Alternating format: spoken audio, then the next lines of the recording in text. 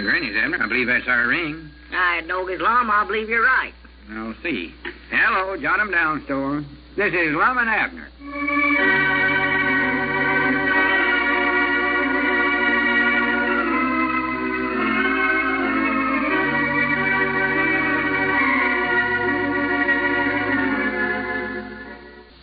Now, let's see what's going on down at Pine Ridge. Well, the theater war in Pine Ridge goes on unabated. After Lum and Abner announced their grand opening for Wednesday night, Squire Skimp advertised the opening of his hippodrome for Tuesday night. Now Lum and Abner have gone him one better by announcing a preview or advance showing for Tuesday afternoon. As we look in on the little community today, we find Abner painting the lobby of their theater. Lum is just approaching. Listen. Well, howdy, Lum.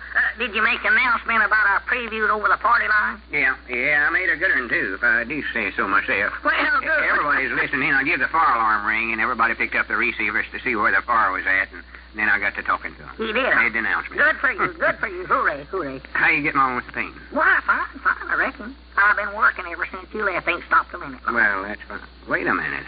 What are you doing there? Well, I'm just painting the box office like you told me to. Oh, my goodness. I never told you to paint the glass part, too. You told me to paint the whole business, Lum. I asked you just before you left here if you wanted the whole thing painted, and you said yes. Well, I never meant for you to paint the windows, too. What do you think I put that glass in there for if we're going to paint over it? Well, that's just what I've been wondering myself, Lum. Well, if we're going to paint over it, we may as well use boards or cardboard or something, then a heap cheaper. Why, sure it would. I don't know what you was thinking about, Lum. You've got to have that glass for me to look through. How am I going to see the customers whenever they come up to the window there?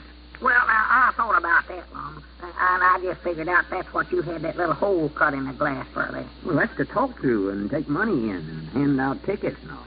Well, you can see through it, too. Come on in here. I'll show you. Well, yeah, you can see through it. I know that if you bend over far enough. But you can't see enough to tell who it is buying a ticket.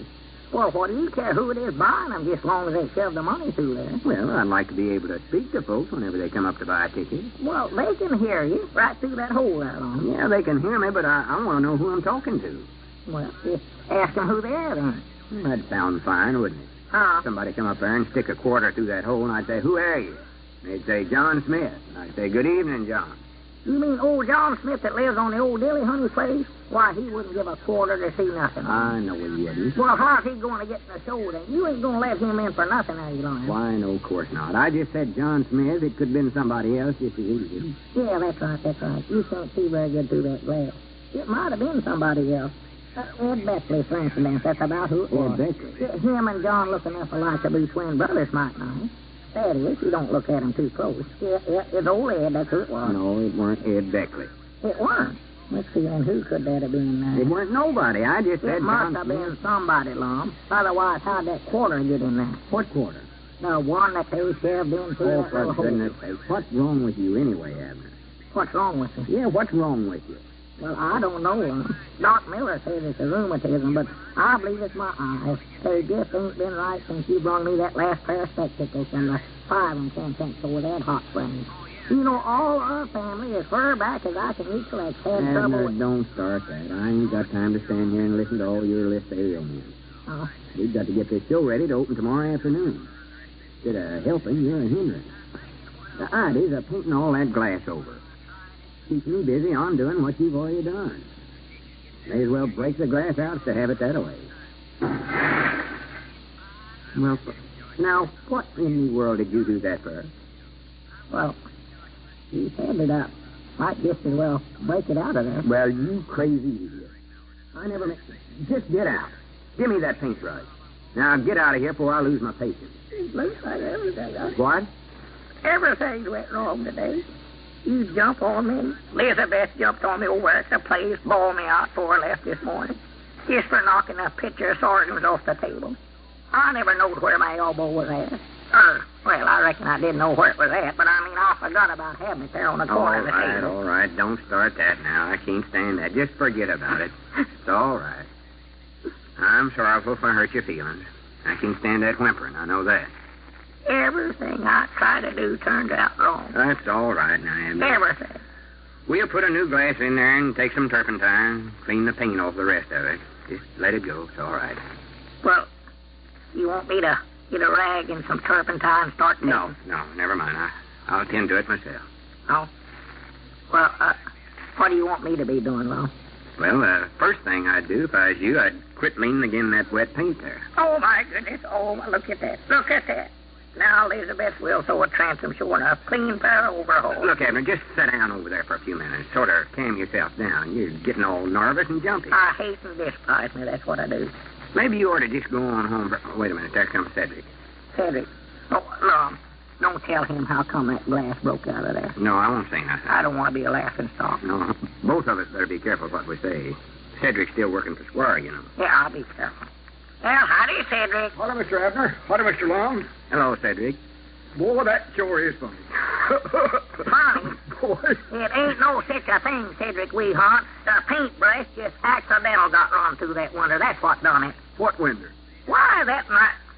Oh, what did you mean it's so funny, Cedric? Oh, Mr. Squire's so funny. Oh, You ought to see him. He's been having one fit right after another today. well... Oh, on account of us coming out with that preview tomorrow afternoon, huh? Don't get out of feared all the time. He'd study up some scheme to where he'd change his grant. Uh-oh. That paintbrush slipped again, sure as it were. What was that? Just a piece of glass. A paintbrush fell down there and hit it again, I believe, Cedric. How'd that window get broke? I told you, Cedric, a paintbrush slipped through it. Don't look at me. That's the truth now, Cedric. I never All said right. nothing. Cross my heart. That's what I'll do. I'll look Well, right just now. forget about the window. I know that's how it happened.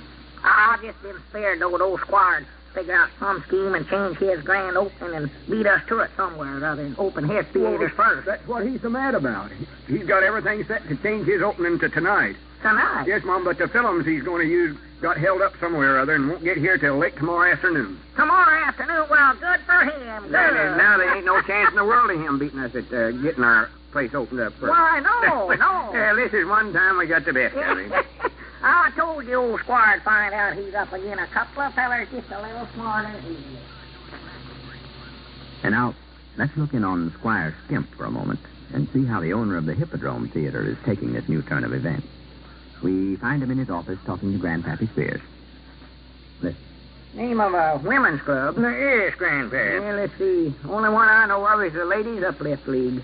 Charity belongs to it, I know. Yes, that's the one right there. Grandpap, who's the president of that now? Do you know? Why, Sister Simpson is, natural. She's always president of it. Oh, yes. Well, now, here's what I want you to do, Grandpap. And remember now, this is all for the best interest of Pine Ridge. I want you to call Sister Simpson on the telephone there and tell her that you have asked me to bring a vital matter to her attention.